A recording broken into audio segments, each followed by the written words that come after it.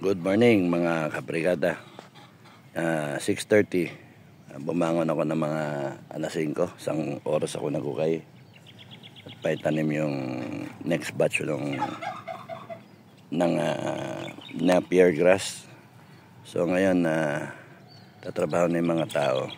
Binaklas na nila yung kulungan ng manok, ng bibi, itik. So aayusin to ngayon, paploringan, tapos nun tatabingan ng wall. Kahoy na rin gagamitin namin. Mate, ito pantay nyo na lang ano.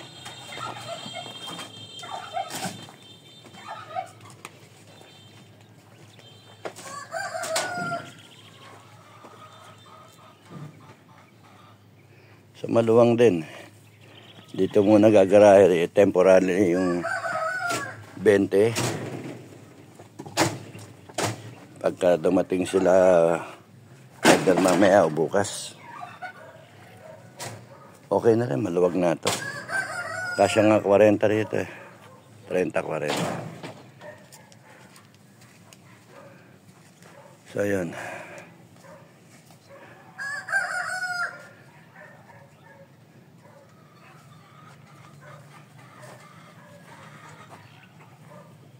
Kotik-kotik. All happening at the same time. Nagtatanim ng pagkain, nag-aayos ng kulungan, naghahanap ng pamilya ni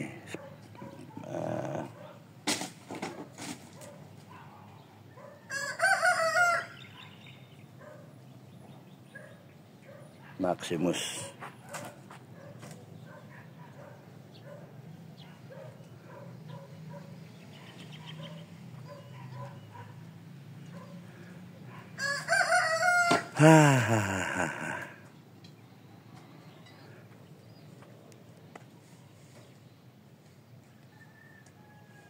Maya makita na ng kung ano improvement.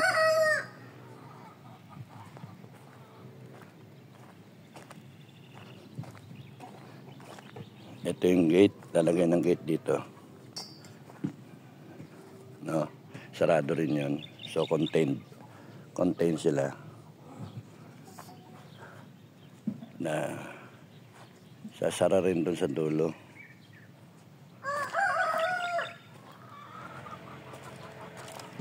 Kita nyo may mga poste na, may gate din dun sa kabila. Tataniman din dito. Lahat ito tataniman na panay pagkain ng tutubo rito hanggang doon. Maxi! Tapos anim yung segment ng pagkain. So magre-replenish, makaka-replenish. I think yung lupa, yung space is enough para pakainin yung herd.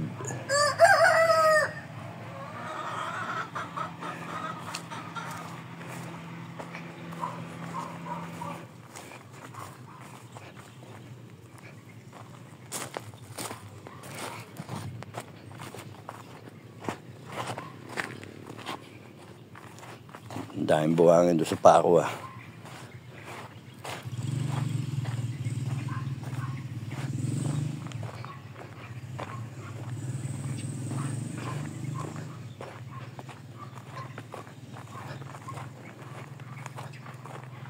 Yung lumusot dito, kakatayin na lang.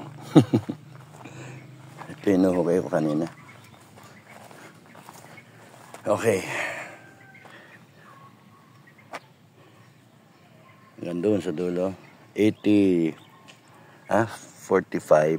So ngayon, may 90 na holes na, 90 plants. So, siguro, I think na makaka 2, 4, 6, 8, 10. Mga 1,000 megit ang may tatanim dito na Napier So, it can sustain already the whole herd. Ito pa lang. Pero magtatanim din ako ng ano. Puputulin namin yung malunggay na yan. Tsaka yung ipil. Stem cutting. Tatanim. Ang hingi kami ng malunggay sa ibang ano, pakuran.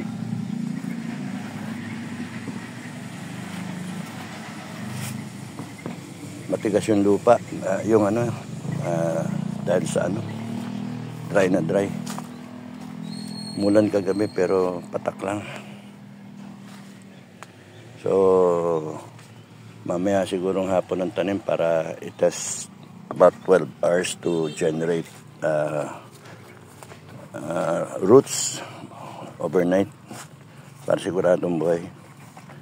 Ako na rin ang magtatanim para at least hindi sayang yung mabuhay talaga yung ano, tanim.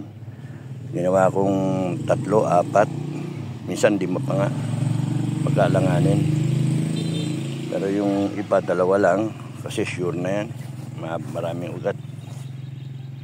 3. Ayun, 2. So meron pa akong 2 balderon. And then may mahingan pa. Doon may sususupply. May mahingan na napier. So bale, imagine na lang na when this is done, lahat ito puno ng napier. More than enough na to. But doon sa susunod na segment na isasara rin, may 2 pa. This is one segment, ano? One segment ng pagkain.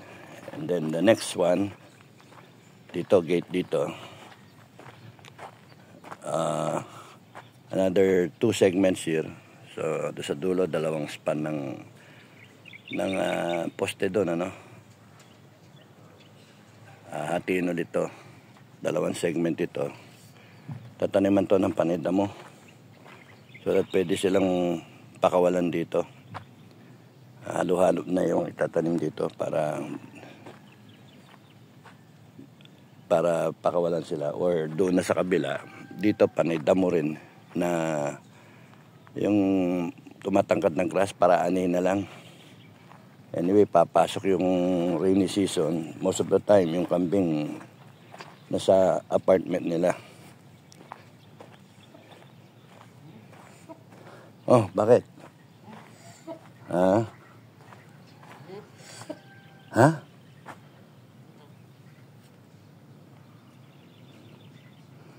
Maawa ka naman. Ha? Oh, sige. Oh, bakit?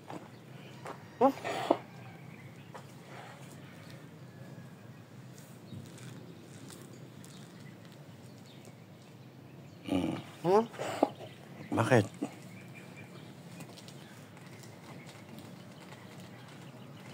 Okay naman yung tayo mo, no?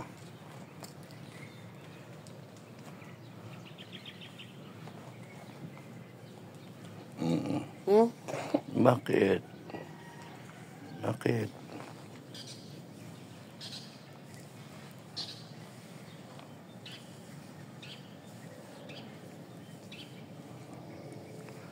Para kang si, Angelina Jolie, ah.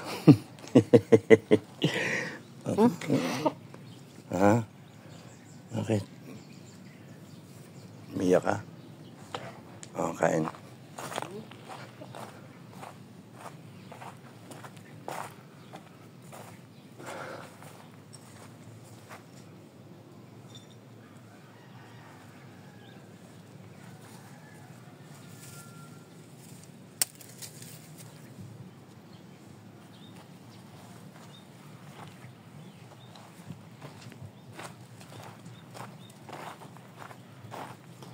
Goodbye.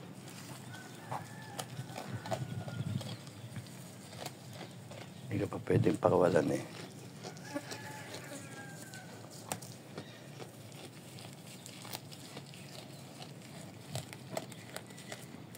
Hello.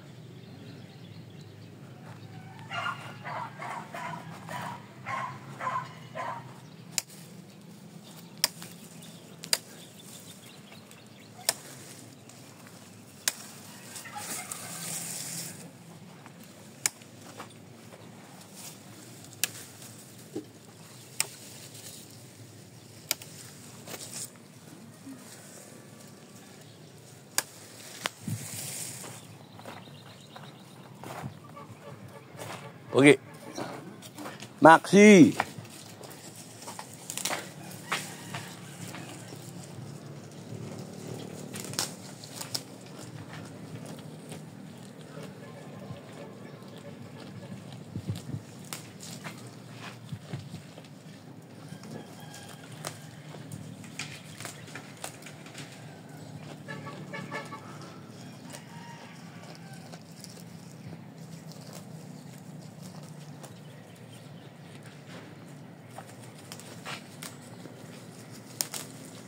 Dapat maraming ipil lang itanim. Malunggay. Para maraming kukuhanan. Siguro tigi-tigi sa kayong puno, no?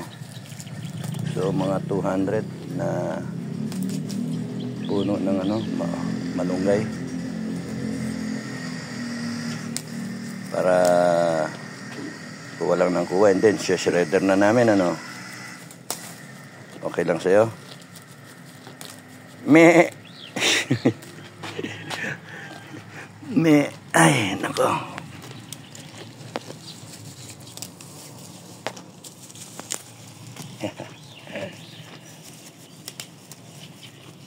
Okay lang. Wag mong susuwagin, no? Untik na.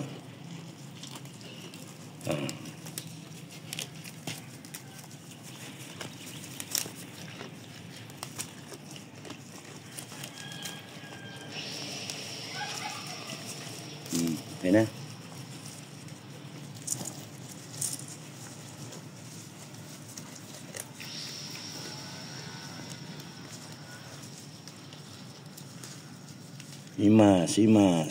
Himas. Hindi ka ba nainitan?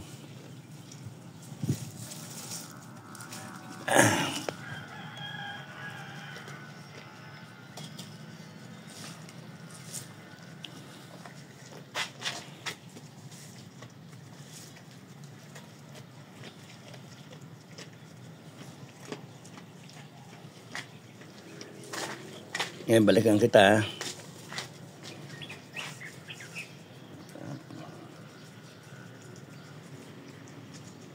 Alam mo na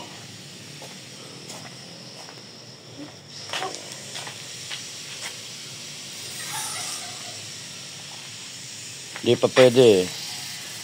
Maaga pa Mamaya alas 9.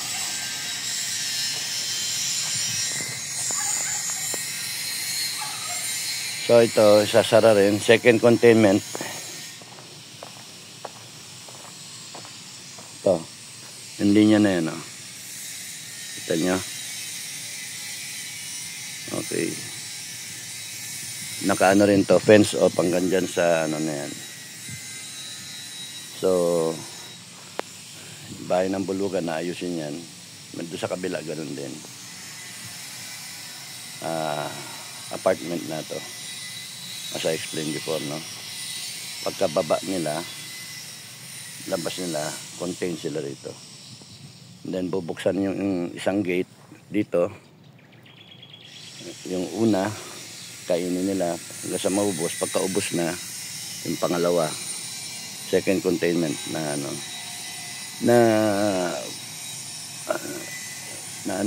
taniman.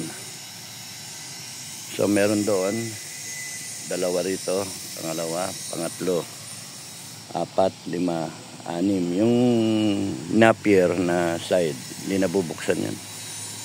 So doon, panay napier na lang doon sa side na yan. Para hindi makagat ng mga kambing, ani lang ng ani ron. Ganun din yung mga puno na itatanim na malunggay. Pag nga nabuhay lahat, yung kuha lang ng kuha. Maganda naman yun, natitrim na siya napuputulan para sanga na siya na sanga. Okay, hanggang ganito lang muna. Maraming salamat.